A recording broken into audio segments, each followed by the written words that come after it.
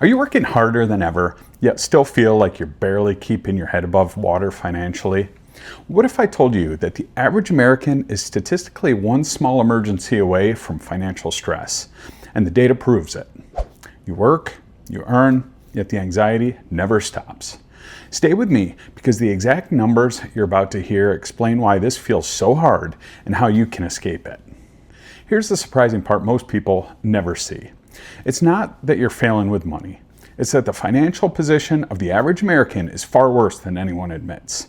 According to the Federal Reserve's survey of household economics, the numbers show a system under serious strain.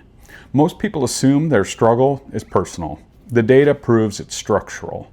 If you click away now, you'll miss the stat that explains why so many people stay stuck for decades. If you've ever felt tension in your chest checking your bank account, you're not alone. I've been there. I've done the mental math at the gas pump. On Building Success, we talk about money without pretending. I've helped people who felt overwhelmed build clarity and control. And today, we're breaking this into 3 steps. First, we expose the exact money stats of the average American.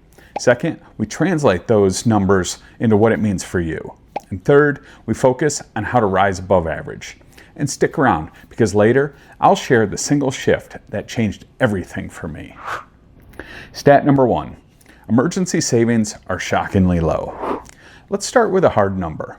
According to the Federal Reserve's 2022 survey of household economics, 37% of U.S. adults said they would not be able to cover a $400 emergency expense using cash or savings. That's not a crisis. That's just a car repair, a medical bill, or a broken phone. Another 12% that they would cover it by borrowing or selling something. That means nearly half of Americans are financially exposed. When you don't have savings, every surprise feels dangerous. Now let's talk about what people owe. Stat number 2, exact debt numbers tell a dark story. According to the Federal Reserve Bank of New York, total U.S. household debt reached $17.06 trillion. The average American household with credit card debt carries approximately $6,000 on cards alone. The average interest rate on that debt exceeds 20%.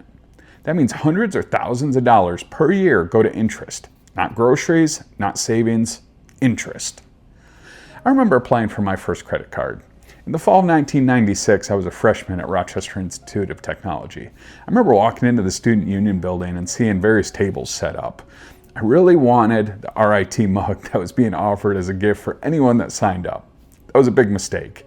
I think it's a shame how credit card companies prey on young adults that aren't prepared for the credit card trap. Debt doesn't just take money, it takes time. Later, I'll show you how high earners escape this trap. Stat number 3, income versus cost of living reality. The U.S. median household income is about $74,580 per year. That sounds decent until you see the breakdown. According to the Bureau of Labor Statistics, the average household spends roughly 33% of income on housing. That leaves only 67% for everything else. Healthcare, insurance, food, transportation, and taxes consume most of what's left. The margin disappears fast. You don't feel broke because you're irresponsible. You feel broke because the math is tight. Lifestyle creep makes it worse. Lifestyle creep simply means expenses rise as your income rises. I remember my first job out of college. I got a job as a design engineer at a medium-sized manufacturing company. As a new hire going from broke college student to full-time employee, I was amazed at how quickly my paycheck was devoured by bills, especially with all my student loans. I received annual raises, but it barely moved the needle. And this is why raises don't fix money problems. Systems do. If these exact numbers describe your life, hit like so more people see the truth. And comment below, what money mistake cost you the most, and what did it teach you? Everyone has one, and we can help others avoid the same mistake. No judgment, just real talk. Stat number 4, retirement numbers are worse than people think. According to Fidelity's retirement analysis, the average 401k balance for Americans aged 40 to 49 is approximately $125,000. Fidelity recommends having 3 times your annual salary saved by age 40. For someone earning $75,000, that target would be $225,000. Most people are not close. For Americans aged 50 to 59, the average balance is about $216,000. That's far below what's needed for a secure retirement. Fidelity also warns that Social Security was never designed to replace full income. So who's actually winning? Stat number 5, wealth concentration explained clearly. According to Federal Reserve data, the top 10% of U.S. households control approximately 70% of total household wealth. They aren't necessarily smarter. They invest earlier. They own assets. Assets put money in your pocket. Liabilities take money out. Same paycheck, different strategy. Stat number 6, gambling is quietly draining the average American. This is the stat almost no one wants to talk about. In The Psychology of Money, Morgan Housel points out that Americans spend more money on lottery tickets than they spend combined on movies, video games, music, sporting events, and books. Let that sink in. More than entertainment, learning, and experiences. Lottery ticket sales in the U.S. exceed $100 billion per year. And here's the uncomfortable truth. Lower income households spend a far higher percentage of their income on lottery tickets than higher income households. In simple terms, the people who can least afford to gamble are spending the most. Now layer on sports betting. According to industry data, legal online sports betting has exploded since legalization. Americans now wager over $100 billion per year on sports betting. And while the industry markets it as if it's entertainment, the math is clear. Sports books are profitable because most people lose. This isn't about judgment. It's about understanding probabilities. Gambling offers hope. Investing offers ownership. One transfers money, the other builds wealth. If you've ever thought a big win would fix everything, you're not alone. But statistically, gambling keeps you stuck, not free. The plan to escape average.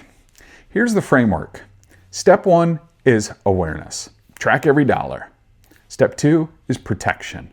Build an emergency fund of at least $1,000 to start, then 3 to 6 months of expenses. Step 3 is growth. Increase income over time. Avoid lifestyle creep and invest consistently. Not perfectly, consistently. And in a moment, I'll show you the easiest place to start if this feels overwhelming. Remember that shift that I promised earlier? It's realizing average is optional. If you live like the average American, you inherit average results. Change the behavior, change the outcome. That's the transformation I wish for you today. Let's recap. Today, you saw the exact numbers behind the average American's finances. 37% can't handle a $400 emergency. Average household credit card debt is around $6,000. Median income is squeezed by costs. Retirement savings fall short. Gambling is taxing many Americans. But you also saw the way out. Clarity, control, growth. My name is Stephen Kofer. Thanks for stopping by. If you're ready for the next step, watch the next video on my channel, which could save you from regrets you never saw coming.